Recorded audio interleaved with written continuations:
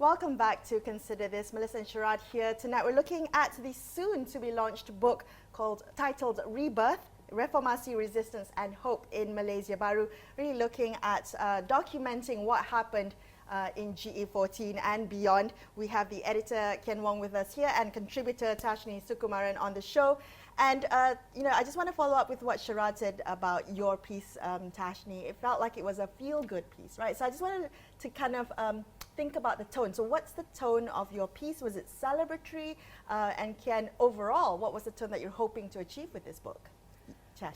I mean, I think I was quite fortunate in that my piece was more of a feature and I didn't have to do all the crazy campaign stuff that Malaysia Kini, for example, were doing here for like really ridiculous hours. So yeah, it was actually very celebratory. Obviously, there were people whose ballots came much later and couldn't vote, and it was quite a shame. But for all these Malaysians to be able to get together and have these impromptu gatherings and really find out the best in each other just for this. It feels like a feel-good piece, like kind of rallying together. But was there anger and resentment at the process during the time? Absolutely. A lot of people were really unhappy with the election commission at the time. I mean, I remember there was a protest even in London, where is my ballot? And that, I think, is reflected in the article. Okay. But there's also this emphasis on all these young Malaysians who have gone together and sort of circumvented these things, even though it shouldn't have been something they had to do. Sure.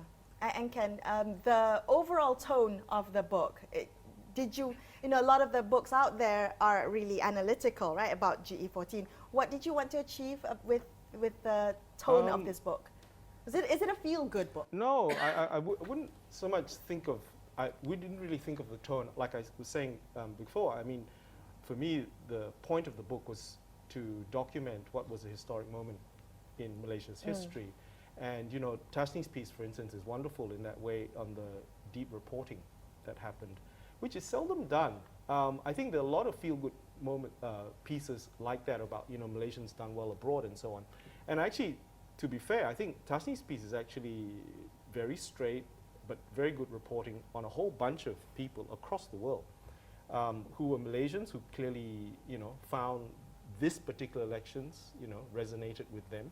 And I think were very angry, as many people were across the country when, some of my pieces talked about what, issues of so-called marwah, issues of scandals and infamy, which they didn't want to be part of.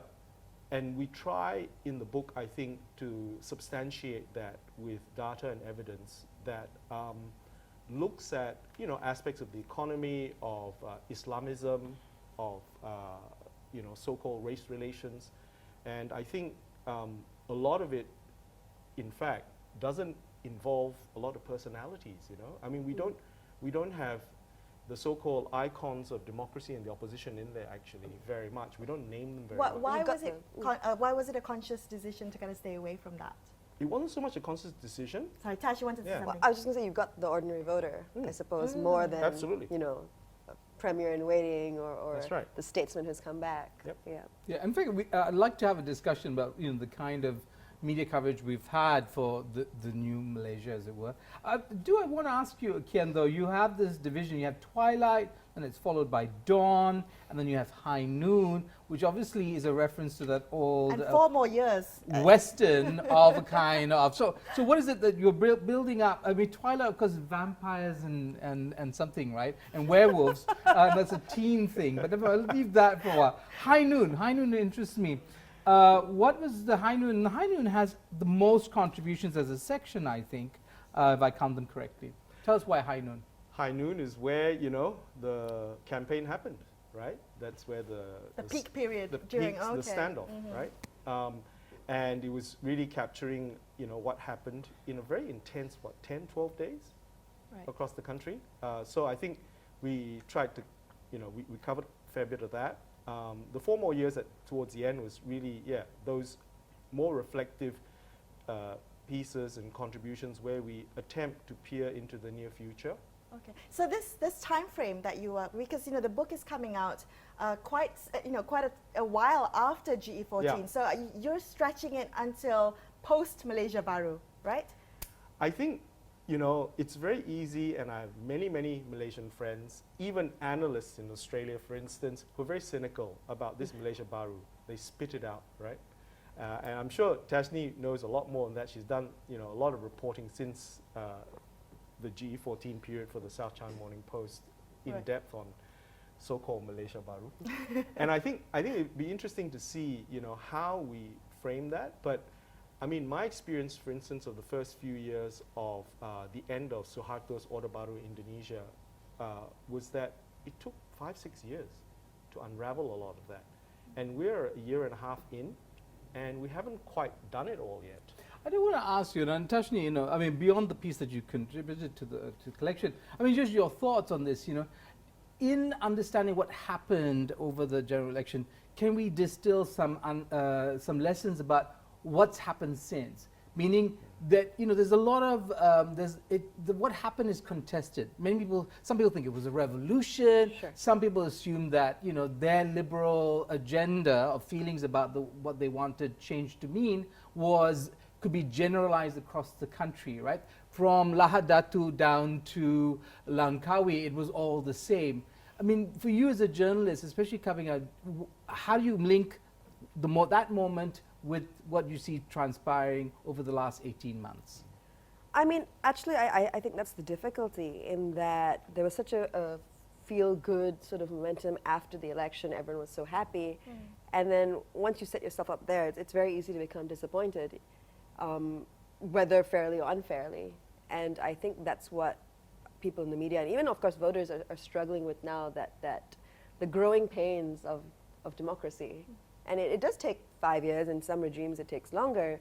There's also the high chance that there will be a swing back. A reversal. Sure. I Yeah. mean, if you look even at our Southeast Asian neighbors, right? I mean, we're one of the few countries that sort of moved towards, I suppose, a more progressive administration.